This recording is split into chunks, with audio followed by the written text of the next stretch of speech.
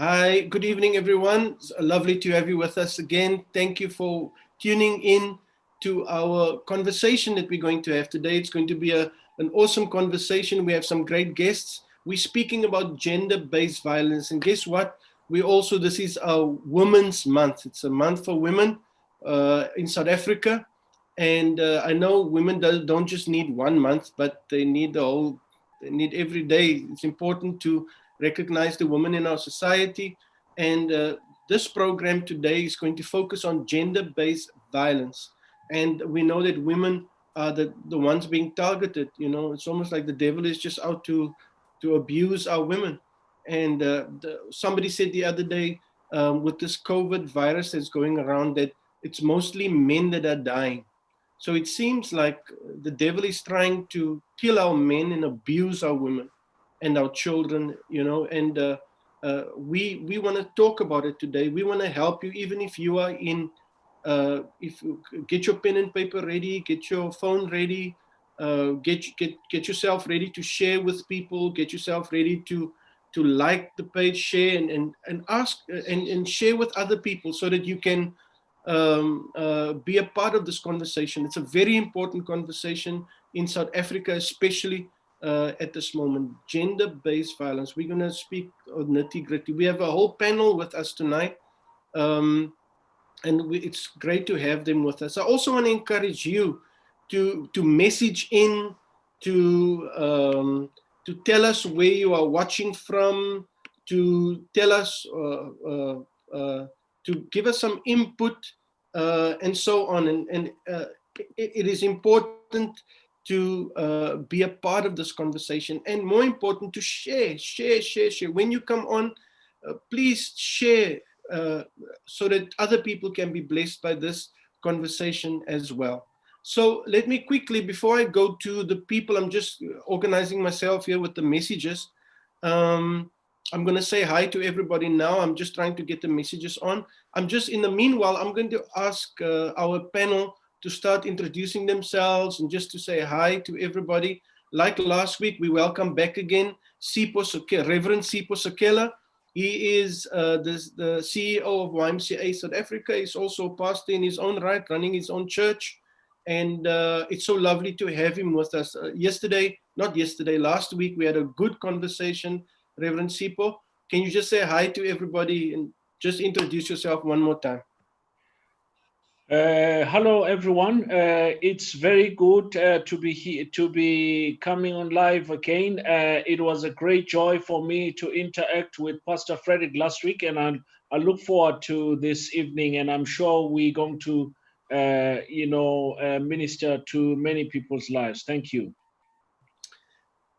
Thank you very much, Reverend Sipho Sakela. And then I have also a regular on our, if you're watching all the Word of Faith programs, and there's a regular, Bianca is with us today. She's a trained counselor, and that helps us. Bianca Smith, she helps us on our, normally, she was on last week Sunday?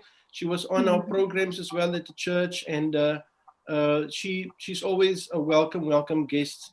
Bianca, thank you for being with us today. She's a professional counselor. Don't you just want to greet everybody and just say hi to everybody? Good evening, everyone. As Pastor Fritzi mentioned, I'm Bianca and a registered counselor, which means that I provide counseling to individuals of all ages, dealing with different kind of issues. And I think over the past few years, the issue of gender-based violence has presented itself more and more, as I think women are speaking up more about gender-based violence, but it's also on the rise where more women are experiencing gender-based violence. I'm really looking forward to this opportunity tonight, and I really thank Pastor Fritzi for this opportunity. Thank you. No, lovely having you, Bianca. It's a privilege to have you with us tonight. Then I also want to just introduce Veronique Philander to you. She is a lawyer, and she practices at the moment, and we're going to get a legal side to this whole thing. I thought we needed to get that in. And she's dynamic. I saw her in action the other day. She carries an authority, And it's lovely to have Veronique with us. Veronique, don't you want to just say hi to everybody out there? Yeah, good evening, everyone. I'm really, really excited about being here. I hope to add value, and I'm definitely for, women standing up and taking their space, and definitely standing up against abuse. And there are remedies and there are methods that you can protect yourself. So I hope to add value tonight. Yeah, thank you very much, Veronique. At the same time, I'm still waiting. I'm just waiting for Dolores to get herself organized. She's also coming on with us tonight.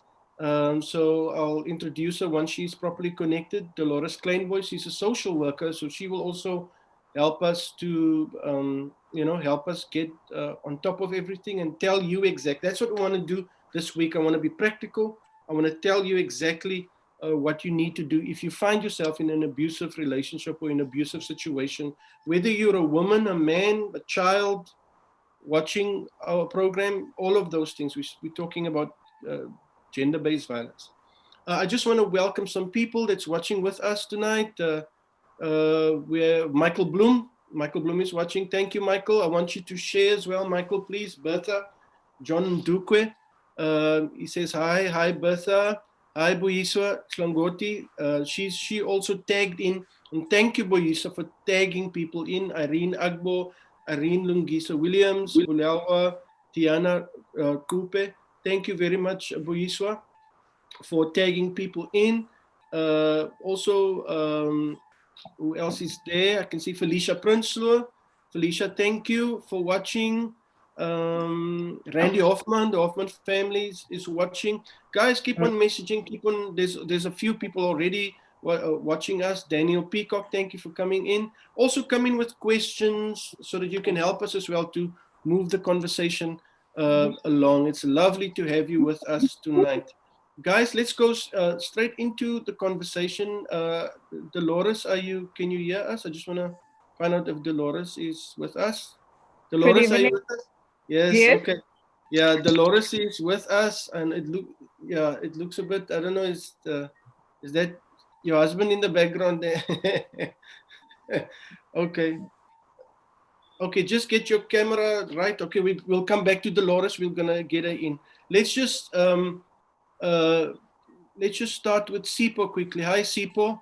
Lovely to have you with us again. Men, from last week's conversation, we spoke a little bit. Can we maybe just recap on last week's conversation? What was according to you, what was the main things? I remember one of the things you said to me last week, it really stuck to me, was that abusers are made at home. That's what you said. Abusers are not born, they made. They train to be that way. They see it from their circumstances. So can you perhaps elaborate just to recap a little bit about what we said last week? Yeah, I think I think we were just conscious of the fact that one of the major contributors of us producing violent men and violent behaviors is because of where we have been brought up, the homes that we come from. And I think I just want to stop.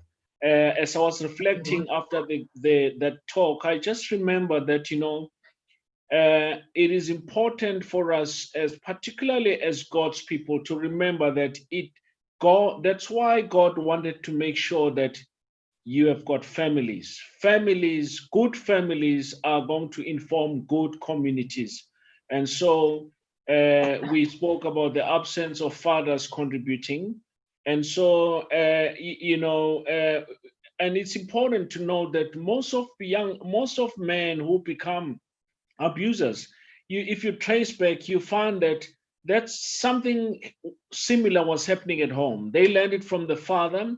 If not, maybe somebody was not having a good home and not having a safe home, or was rejected from home, and then they spend most of their time with peers and other groups and young men of their age, where the culture is just a violent culture. And we also spoke, Frederick, about the fact that sometimes, men say they are not violent, but their attitudes in terms of promoting and condoning and laughing and enjoying other women being, not maybe enjoying, but in a way, protecting those that are perpetrators of violence. That itself is actually building and developing abusers. No. Yeah. Last week, I read some articles in the newspaper of women being attacked. The one woman was hanged, the pregnant woman. And, normally, Veronique, I just want to bring you in here a little bit. In both those cases that some men were apprehended, questioning sort of thing. But normally it takes a while. What is the courts or the countries or the government stance on let's give a quick warning to all those men who is beating their wives and who is abusing others. What is are we as a country, are we really serious about convicting people that abuses others, or is it not such a felony, if I can put it like that, a crime? How big a crime I think, yeah, it all depends on what the circumstances are, of course, because a crime, there's a specific definition to it. So you get assault and you would get, different types of those type of crimes. And, but in general, the law protects, and that's the intention. There are legislation in place to protect. The issue, I think, that we've normally find is the reporting of these incidences. So, for example, the reporting of abuse, if we just start there, those reporting does not actually happen because you are in fear or you are scared. What would the repercussions or consequences be if I go and report my partner or my boyfriend or the father of my child? I don't want him to go to jail. So I think there's definitely laws out there that will protect from a criminal perspective if it's a crime as defined as per the South African legislation, whether it's assault or whether it's murder or attempted murder or just pure abuse, because there's also a Domestic Violence Act. There is definitely scope for you to go and seek protection. And yeah, I don't want to go too much into it, but I think just as a to set the tone, there's definitely. What I wanted to really know from you was do they take it really seriously? I mean, let's say assault on your partner. What do you know the prison term for that? The prison sentence for how many years would you? If I beat my wife and the police comes and catches me, how many years would I get normally? Yeah, look, it depends on whether you were first-time offender and all of that. So it really depends on the circumstances. Okay. But the courts do not, and I think especially now with all of the gender-based violence sort of movements that have been going and all of the sort of different cases that we've been seeing, the courts are there to ensure justice. And we shouldn't forget our constitutional rights as women or whoever is being abused. The right to life is there. The right of equality is there. The right to not be discriminated against is there. And also the right not to dignity and sort of, protection. So these are all rights that the courts also consider when looking at different sets of facts. So it really just all depends. Yeah, thank you very much, Veronique. Let me tell you a personal thing. I want to bring Bianca in here because let's look at the psyche, the mental state of a person that's being abused. We found a girl that was, in actual fact, one day I came home and we lived next to a bush, and she was behind the wall in the bush. And we heard some crying, and then we came home and we looked across the wall to see who's this, and we found it's one of the ladies that in those years, she's not in our church anymore, but it's a lady that we found there in the back. And we found that Her toe was broken, her arm was bruised, the jaw was beaten. So we realized that she was beaten by her husband in a big way. So she came, in actual fact, we gave her, she stayed with us for about a week, stayed in our home, we looked after her. But the thing was, when it came to the point of, because this wasn't the first time her husband really beat her. I mean, her toe was broken, her arm is, her jaw was, beaten. When it came to the point now that she had to go and report it to the police, she didn't want to do that. She even, to such a extent that she said she'll rather leave our home and rather go on her own, but she didn't want to report her husband to the police.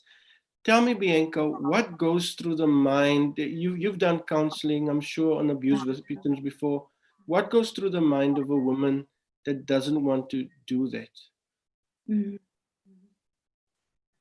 It's quite a complex matter to understand, because there we really have to dig into human behavior and why we do the things that we do. If we know that the situation is harmful to us, why do we continue to stay in that situation?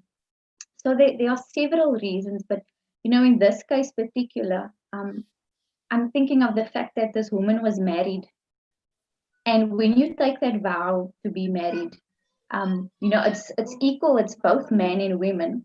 But somehow the one partner would break that vow, and the other person thinks that because we made a vow before God, we have to stay in this marriage, irrespective of how I'm being treated.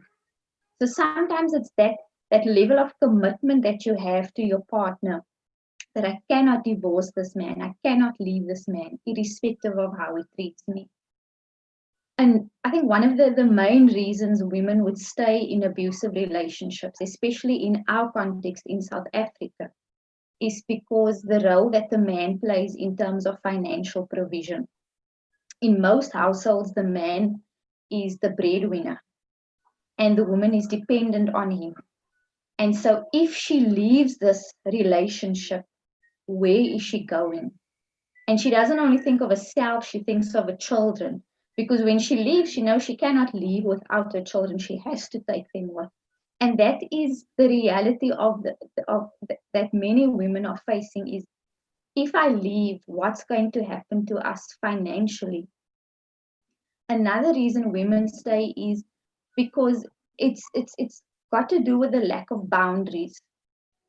Growing up, especially for women, you're taught to be selfless. You are taught to always give of yourself, and even if you don't want to, you have to do that. So from a young age, we are already socialized to be selfless. And so when you also get into a relationship with an abuser, that is when it challenges the psyche. Because I'm taught that as a woman, this is how I have to be. I have to always give, I always have to submit.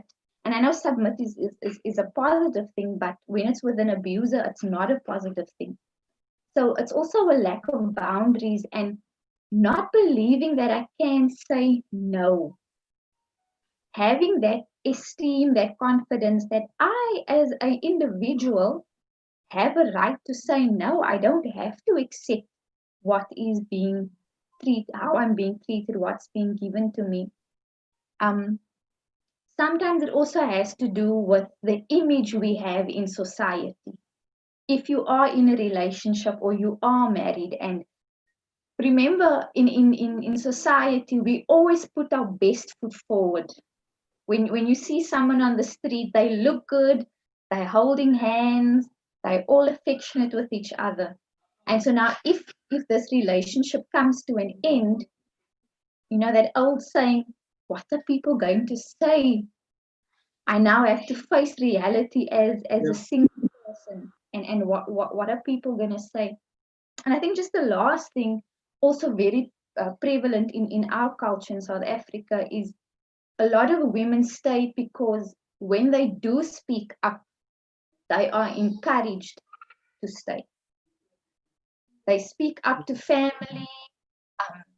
sometimes even to leaders in the community, and they are told, no, that's just how he is. That's just how men are. Him for what he done. You know, whatever reasons they can find, but women are then told, and if it's the first time you've spoken up and that is your response, or sometimes women get told it happens to all of us, you know, it's not something that is happening to you. Yes. And then reinforces that mindset of, I don't have an opinion, I don't have a voice. So there are so many reasons that women would stay in these kind of relationships. Wow, thank you, Bianca. Wow, wow, wow, wow. I want to bring in Dolores Kleinboy. She's a social worker, trained social worker, and she works in communities on the ground, as you know. And hi, Dolores.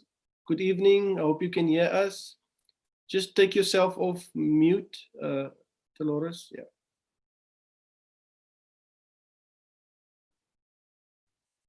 You're still on mute. Okay. There you are. There you are. Hi, Dolores. Nice to have you with Good us. evening, everybody. Yes. Dolores, what is what is the most common forms of gender-based violence in our community in South Africa? What do you think is the most common? You deal on a almost on a daily basis with it. What is the most common? The most common gender-based violence is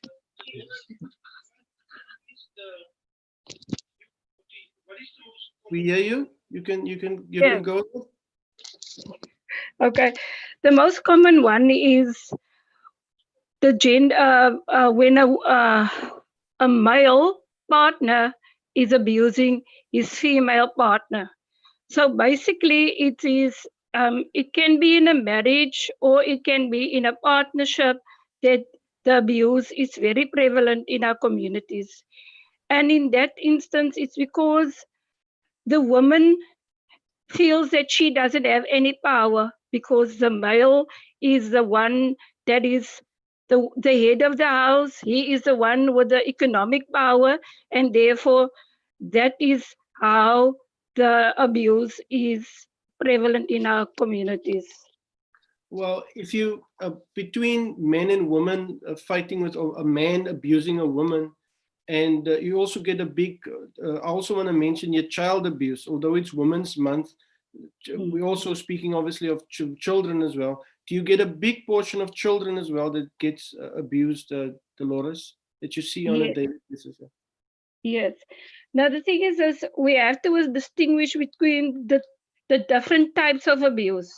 You get the physical abuse, you get the economic abuse, you get the verbal abuse. So there's different abuse. And within that family context, it is the children is there and they are witnessing all these abuse that is going around. So basically that will be the norm, the normal for them as a family. And that is the way his father he is perceiving his affection and his love to his wife and his children. And then that becomes the family's normality, which is abnormal to society, but it's their normal way of life. So that is the issue that is with gender-based violence. Wow, wow. Sipo, can I bring you in here? When I was listening to Bianca speaking, last week we also spoke a little bit about the role of the church and the correct interpretation of scripture, you know, whereby I believe there's an abuse of that scripture where the husband believes he's in charge, and if you don't do what I say, I'm going to beat you into submission, or you know, I get frustrated and that gets thrown uh, in the women's faces, or you know, and it could be vice versa as well, you know. Tell us a little bit about, let's just recap on that again. What is your thoughts on the correct interpretation, people using the scriptures, or you know, to sort of like for instance, all women, what does it say? Women must submit to men and all of that type of stuff.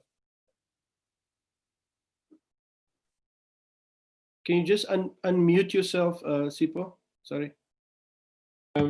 First of all, thank you, Bianca. That was very profound.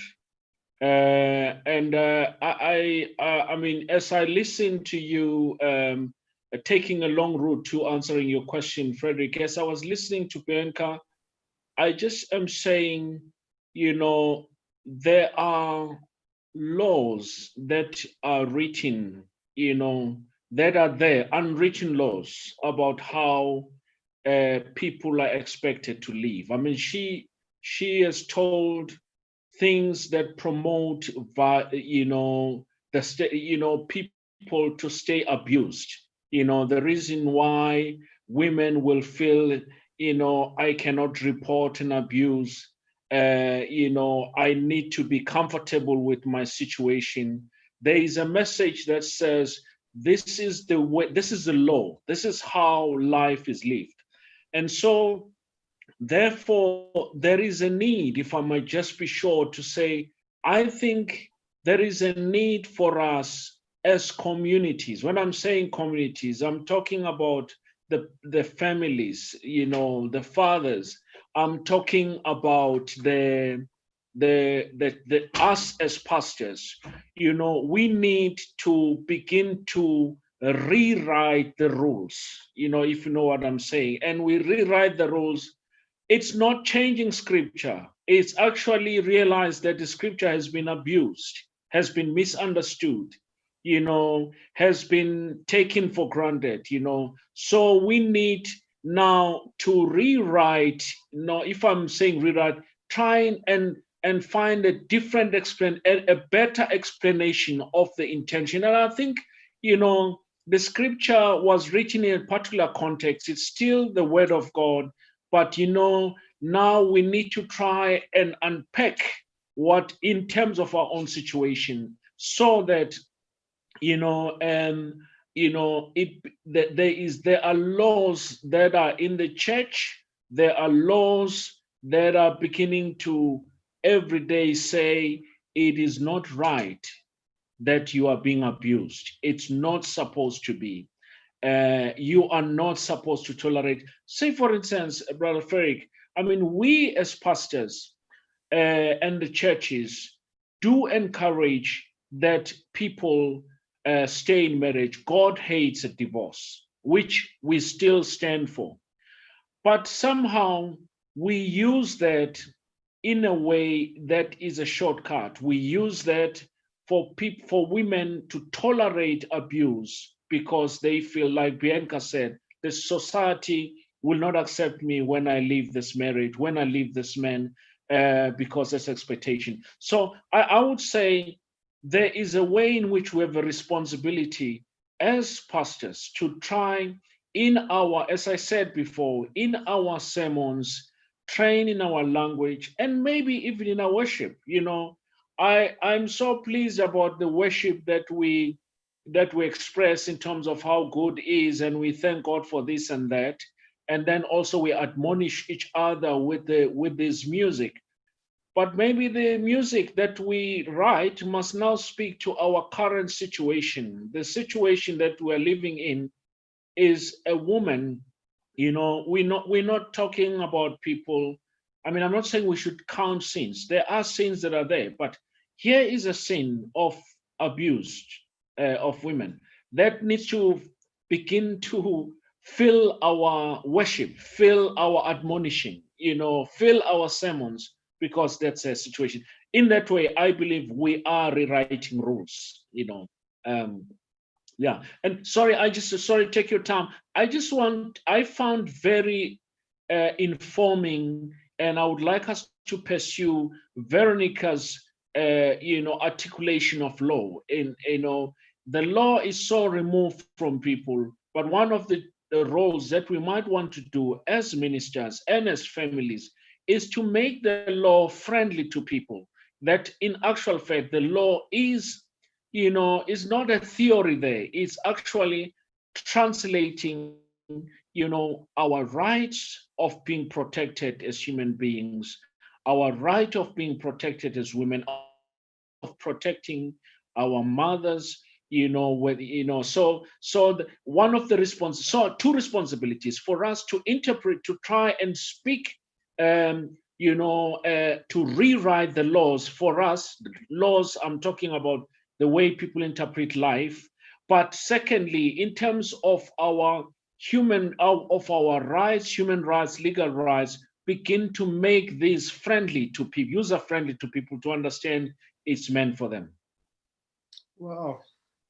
Yes, Sipo, I hear you. And I just want to, I want to encourage everyone not to go away. We're still here. I can't believe we're halfway through our conversations already. And I just want to say hi to some people, just to encourage people just to share, keep on tagging and sharing. Just want to say hi to Victor Benetta. He's watching us all the way from UK. Nice to have you, Victor, with us. Wedoline Cunningham, thank you, Wedoline, she's Pastor Wedoline.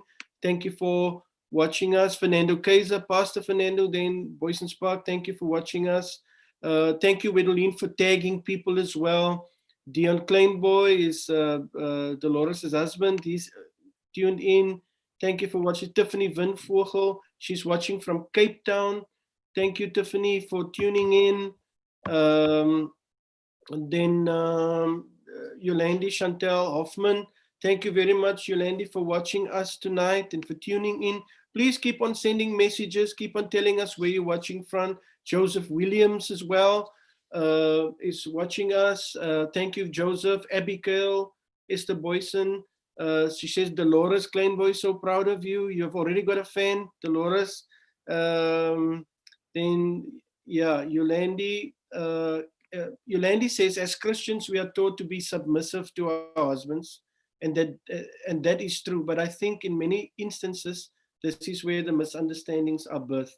We can talk a little bit about that when we go back. Ilusha Peterson, Pastor Ilusha Peterson, also watching us from Cape Town. Thank you for watching, Ilusha.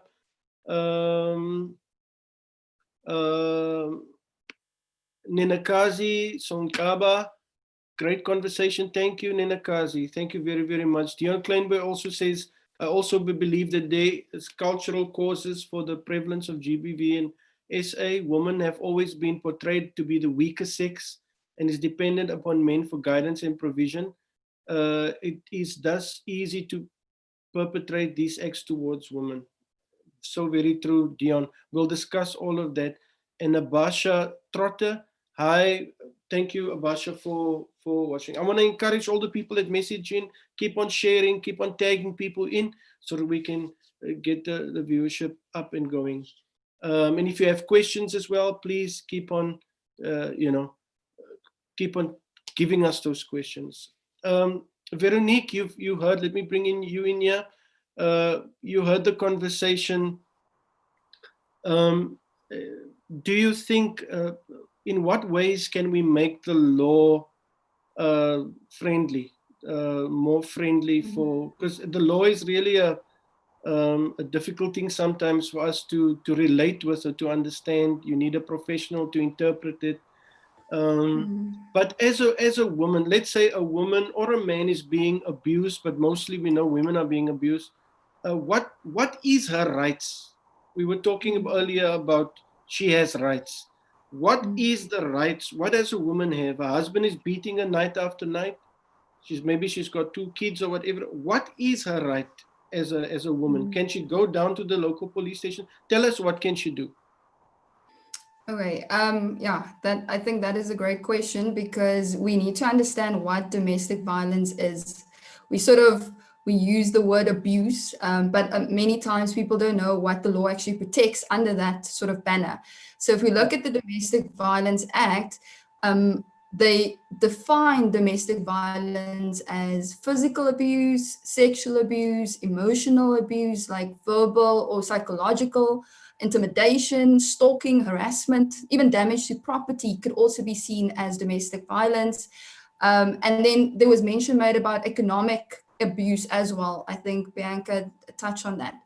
And the viewers should know that that would also be regarded as, you know, domestic violence. If your partner or the person that you are staying with is unreasonably sort of depriving you from being provided for or sort of keeping monies to themselves, that's a form of abuse. And the Domestic Violence Act actually makes provision for that. So in terms of remedies or paths that you can follow, recourses, so to speak, you are able to go to the police station, and they should have a unit that actually deals with domestic violence, and you would then be able to fill in a form, which they should give you a copy of, and then you would be able to take that to court, to the magistrate court, where the clerk of the court would then look at the form and then open a file for you, and the magistrate would ultimately decide whether there's merits in the actual case, whether it is actually abuse according to what the Domestic Violence Act actually sets out to be abuse. So that's sort of the sort of pathway, if you want to call it that. I think a lot of the times when people are sort of at the end, so they've endured all of this abuse, and because I don't think people actually go the first time when somebody slaps them or hits them or abuses them verbally or what, in whichever way, they don't probably go the first time, and they probably don't go the second time. They're probably only after enduring a long and lengthy sort of, you know, suffering would then probably approach. And it's so true, you know, the education is not there. I've seen in the last couple of months that there is a bit more information out there, and I will share two platforms that I think is really awesome platforms that I think if you have time, if you are being abused in any way, you can go check out these websites. I'm going to share it in the comments, and perhaps they can share it on Facebook as well. That is really, really great, self-explanatory in terms of the legal processes as well as sort of being there to support women or whoever is being abused. So I think one of the key things is normally, you know, getting protection. Is there such a thing? And normally, a couple of weeks ago, somebody actually asked me, you know, they have a colleague and she's being abused. She wants to know, she's staying with this particular abuser, and what can she do? And so in that instance, you can go to the police station, ask them that you are, well, tell them there's domestic violence and you are wanting a protection order. They would then issue with a certain form and help you to complete that. And you should then take that copy and go to court. And then that's where the clerk will open the court file for you. And then the magistrate will look at the matter and see whether there is abuse. And then they will issue an interim court order, protection order, to actually help you to be protected from this abuser. And I think that's very relevant. And then ultimately that interim protection order gets sent to your abuser. So he is also made aware of your complaint. And he is then, you know, restrained from doing the action of abusing you.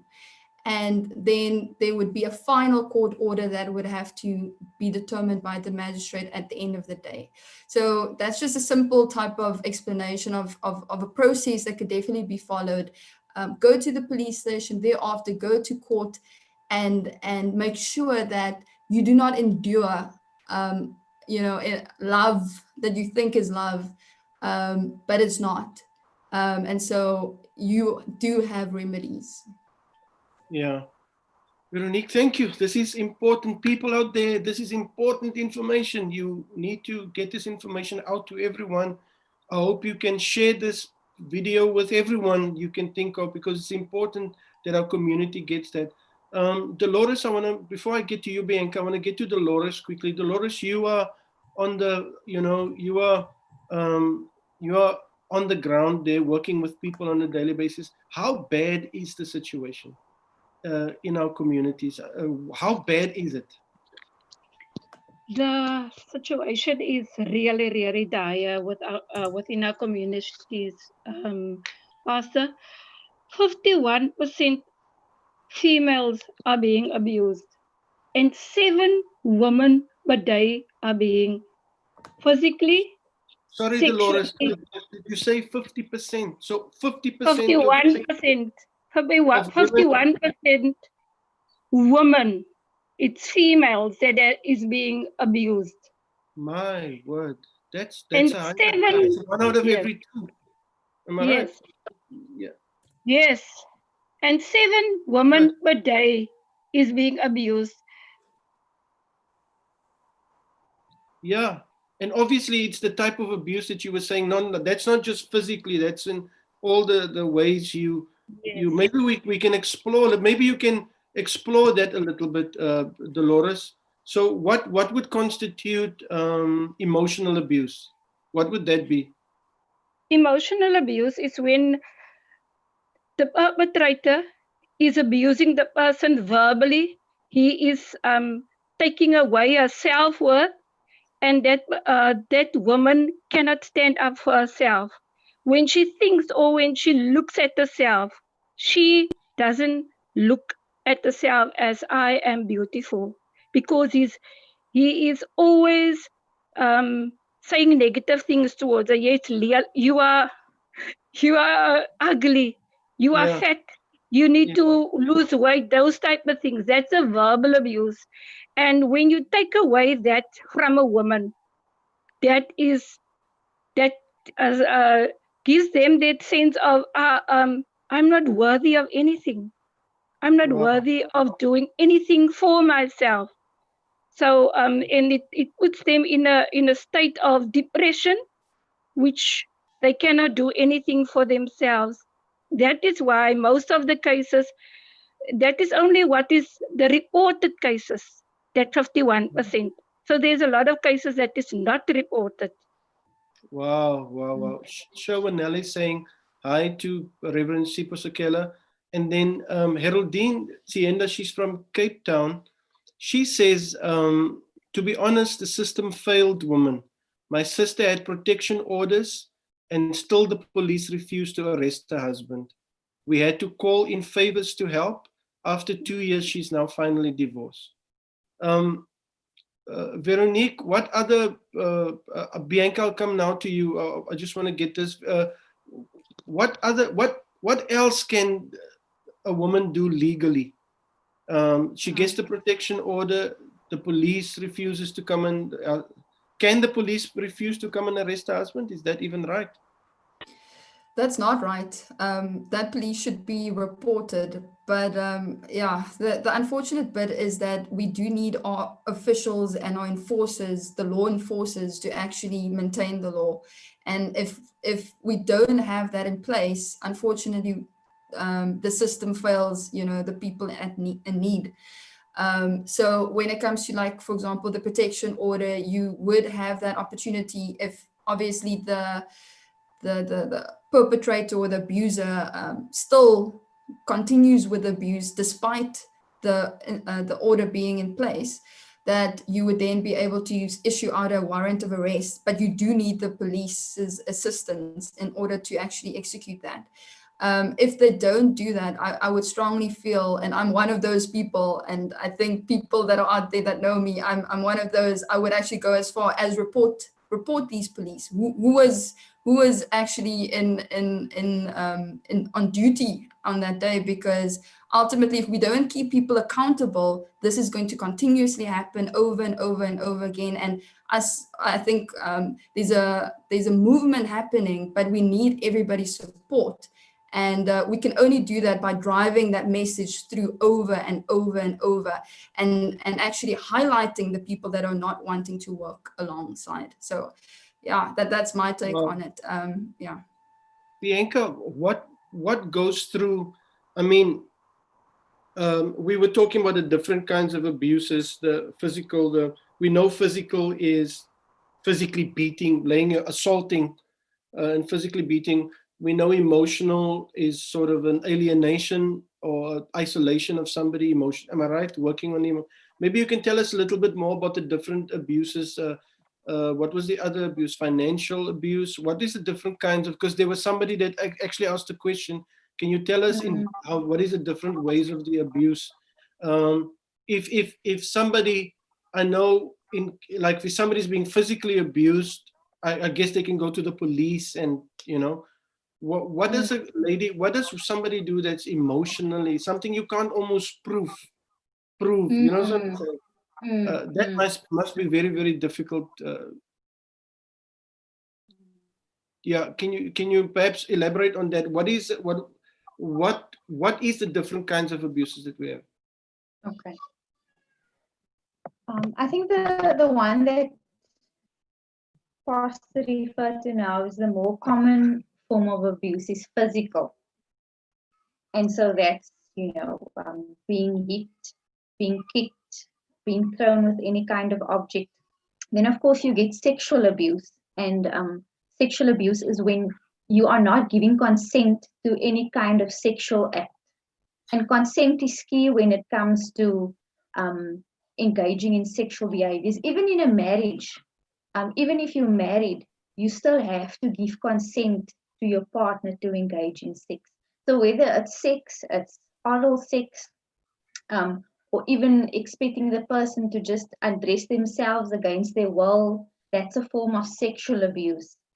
And as we pointed out, financial economic abuse is when your partner is willfully withholding finances for you to have a normal kind of life. So withholding money for food, and even for children for school fees. Parents also not supporting their children financially. And that's your more kind of financial abuse, withholding monies for this person to have a livelihood. And as you pointed out, the one that's maybe more difficult to prove is the emotional, psychological, verbal kind of abuse, because there's no physical evidence of that.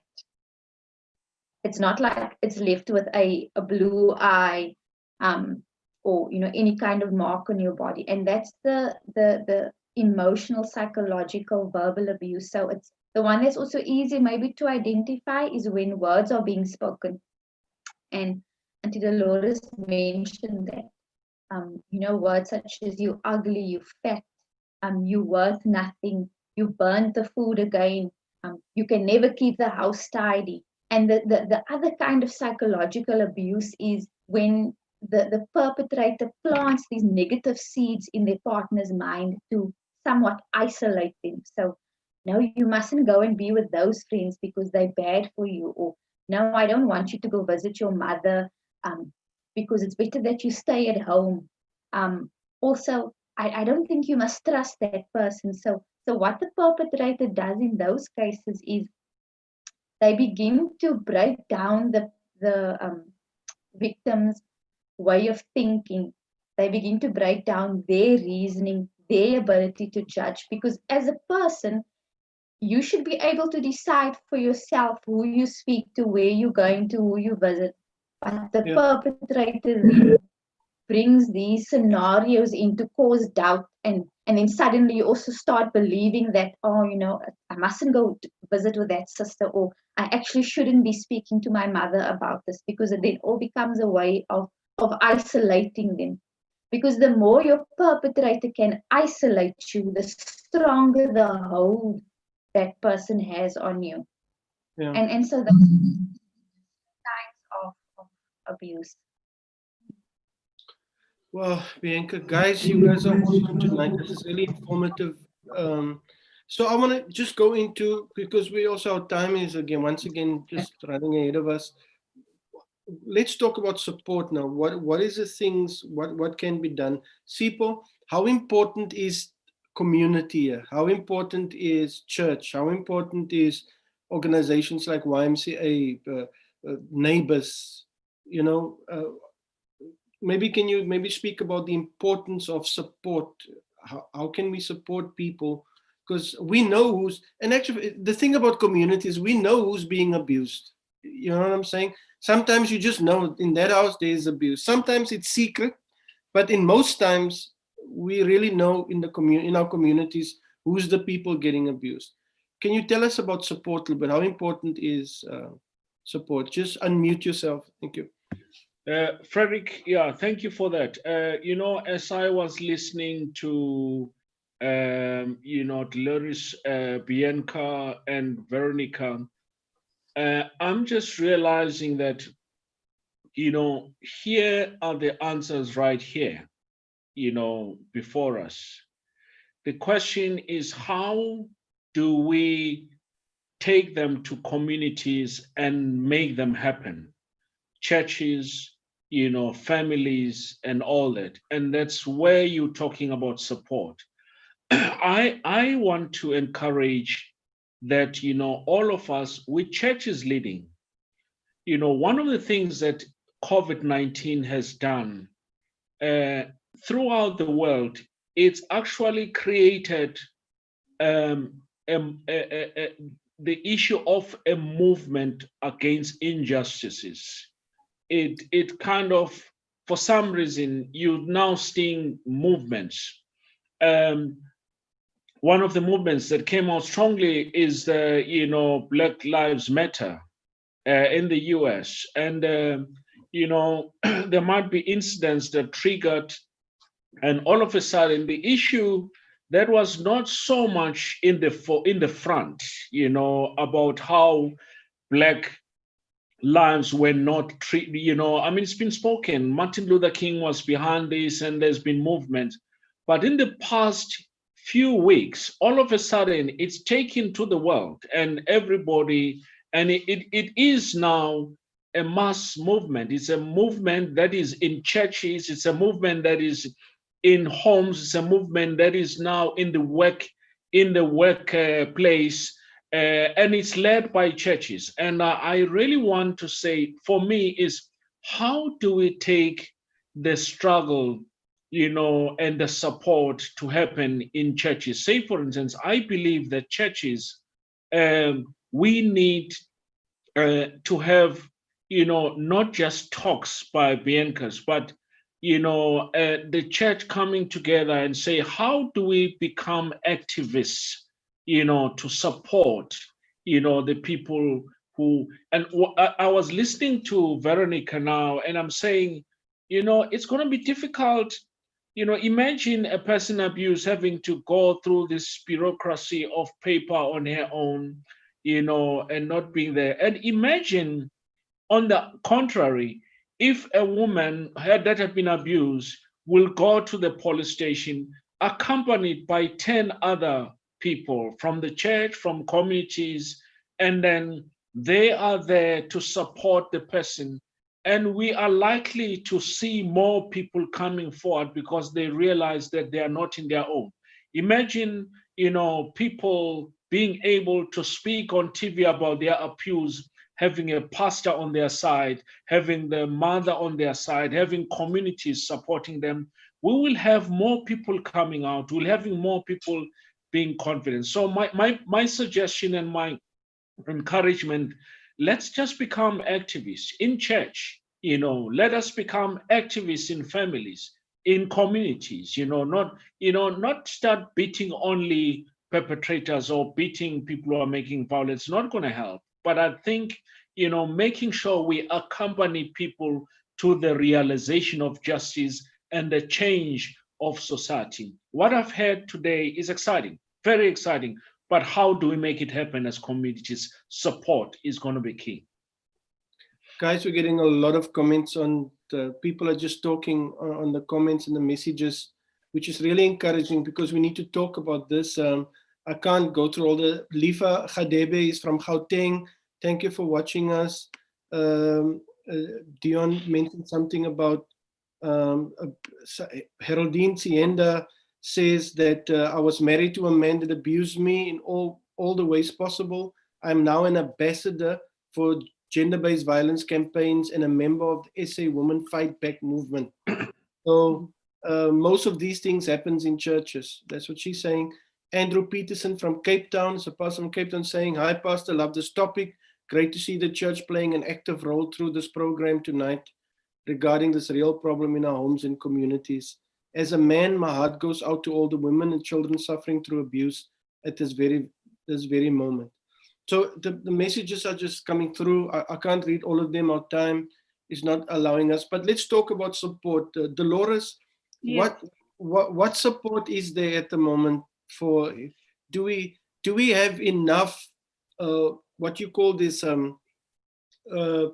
private areas where women can go, because the biggest thing is economic. The biggest thing is, can she be the biggest problem me as a pastor have is that when I find a situation where a woman is being abused, the first thing I tell them is go to the police, because this is not a spiritual, it's not you must submit to me. No, no, no, no. You can be beaten to death here. So go to the police and make a case and do all of those things. But then if the woman asks me, then where can I go, Pastor? I don't have a place to take that woman in and look after her and stuff. Do we have enough places like that, Dolores? What is your feeling about that? The support for gender-based violence victims? Okay, Pastor, first of all, there's not enough support for these clients. I don't want to talk, say they are victims, because we need to change the quotation towards them. At every police station, there's a victim support center, and there is trained personnel that assists these women that comes to report these cases. And those, every police station have one, and they have all the resources there that has all the organizations that gives accommodation to women that is suffering from gender violence. Because as it was mentioned that there's so many red tape about the protection order and whatever, and we need to get the family, the children, the female, the mother, we need to get that person to safety. One organization that we are closely working with in EE is Ukasela Haven. They give accommodation to mothers and children, and they support the women with the court case. They advocate for the women and the children. They do everything. What we normally say to women that are in situations like that, your documents, your ID, the children's birth certificates, leave it at your mother's house or at somebody's house outside the home. So when it gets to that point that you need to go, then you have all those documents. But I believe that we can do more. I believe there is so much more that we can do, because for a woman to go to court alone, it is terrifying. So if we can be a support system and just give her the support that she needs, that gives her the strength to say, I will stand up and fight for my rights. I will stand up and fight for my children. Because if she's not gonna fight for her children, the children is gonna end up in the system. So that is the severity of this whole cycle of abuse that is going around. But there's a lot of organizations and all these victim support structures within the police station has all these organizations that works closely with them to give support to the mothers and the children. Thank you very much, Dolores. We have like 5 minutes left. Time is gone. Veronique and Bianca, I want to bring you guys in here. Veronique, perhaps, in question of support, do you know of any, in what way, according to you legally, is there, I know there's legal aid, there's the legal aid board, right? What other, is there maybe ways, do you think legally that people can be protected or helped, supported? Yeah. Well, I don't know if it was shared in the comments on Facebook. I shared 2 websites that I've personally gone through, and I actually think the way in which they actually give the information on, it's very sort of easy to understand. It covers everything. The one is called the Warrior Project. .org, and it's a South African website. It's basically done by attorneys who are really passionate about helping women and informing them on what their rights are. There's also the other one, which is a bot. It's basically highrainbow.org, and I would encourage them to go and look out for those websites. And you are even able on those websites to go in incognito mode. So in other words, your spouse or your partner, if they go and check your browser, they wouldn't be able to see it if you hide your identity. The websites actually have that as well, because that's also a thing. So I would definitely go and encourage you to go check that out. There's also Law for All. I'm going to share their WhatsApp number. Veronique, is it possible for you to message in the on our Facebook page, or are you using your I can phone? do that. Yeah, just I do that. could do that. Yes, I'll do that. Not a problem. So people can get. Okay, not a problem. So yeah, there definitely resources out there. There are people that are wanting to help. I think support, again, in terms of community, the community that you find yourself in, you need to be able to identify people that are willing to walk the long walk with you. The church is definitely, I think, should be a catalyst in that, because there are definitely people like Bianca, people like Auntie Dolores, myself, that are wanting to see you find true love. And when I say that is because many times we receive love, we think we receive love because that's what we're longing for. But abuse is not love, not in any single way. And we need to stand up against that and say, you are more valuable, more worthy than what you're facing right now. Oh, thank you very much, Veronique. Bianca, I'm going to give you actually the last word. In terms of support, is there anything the others didn't mention yet that you can maybe highlight? What, in terms of support, can you help us with counseling? Where can people go? What can they do? Yes. Thank you for all of those who mentioned the support thus far. It's really wonderful to know that there actually are resources available. But the government also started the GBV National Command Center. And so they have a toll-free number and also a number that you can SMS to. I'll also share that on our chat. Yeah. And in Port Elizabeth specifically, we have the Tutuzela Rape Crisis Center. And their counselors are specifically trained to work with women or even men that have been abused. And they've got a premises at Dora and Ginza Hospital and also in Central. And their services are for free. They are there for the community. At the Mandela University, at the Mission Vale campus, there is a psychology clinic where members of the community can access services. Once again, also for free.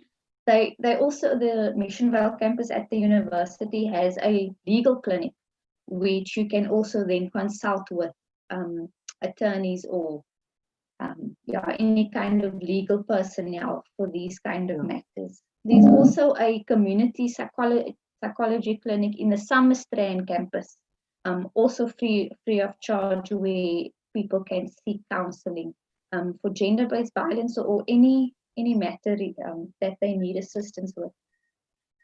But just in from my side, I think that the most important thing is that as women or anybody that's being abused is to speak out.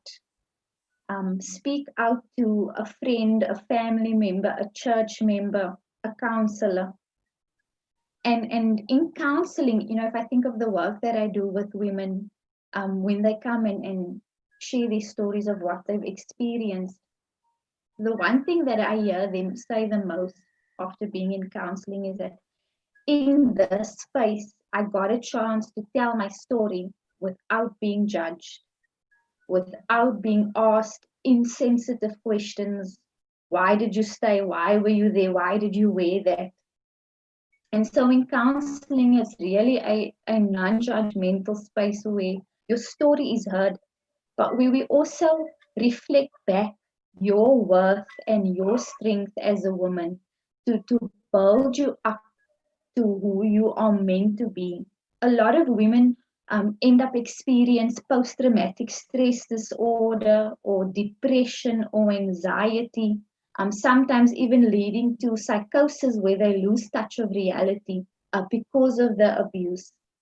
And if that is the case, I urge you to speak out. Or if you feel like you're even slipping in that regard in terms of your mental health, speak out and reach out. There are many services available, like I mentioned a few of them, last service available is at the local clinics where you can you can see your GP or your nurse. They also have psychologists on site, like I know the Western Clinic has, and even in Utnite, they have a psychologist on site, and so many others. So there is support. Yes, we need more resources available, but there is quite a bit thus far. And I think, yeah, let's rally around our women and children and let them know that they are never alone in this, and that we will never judge them if unfortunately this has happened to them.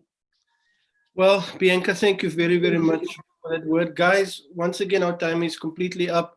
I want to thank Reverend Sipho Sokela. I want to thank Dolores Kleinboy, Veronique Philander, Bianca Smith. I want to thank you guys. An awesome panel. There's so much here. There's so much important information that went out. I want to encourage every single one. Share this page. Get it out there. Get it to people. On our side, we will try and boost the program so that it gets to more viewers. We'll try our level best to get it out to everybody, because our community, the people need to hear this valuable information. And so I want to thank you for watching. God bless you. God be with you. And remember, the thing that came out so strongly tonight is, let us be advocates. Let us be vocal about what's happening in our communities, especially if you're being abused. Don't keep quiet about it. Speak out so that you can get the necessary help that you need. I know it's a long road that you're going through, but there is people to support you and be with you. And also at the same time, people, we need to open up more centers for women that's abused. We need to start more support groups. I want churches, organizations to start support groups to help women and men. By the way, I don't want to exclude men and children. I know of a few men that was abused by their spouses, and children as well. So do that with all your heart. Thank you. God bless. Thank you for tuning in. See you again next week on Branch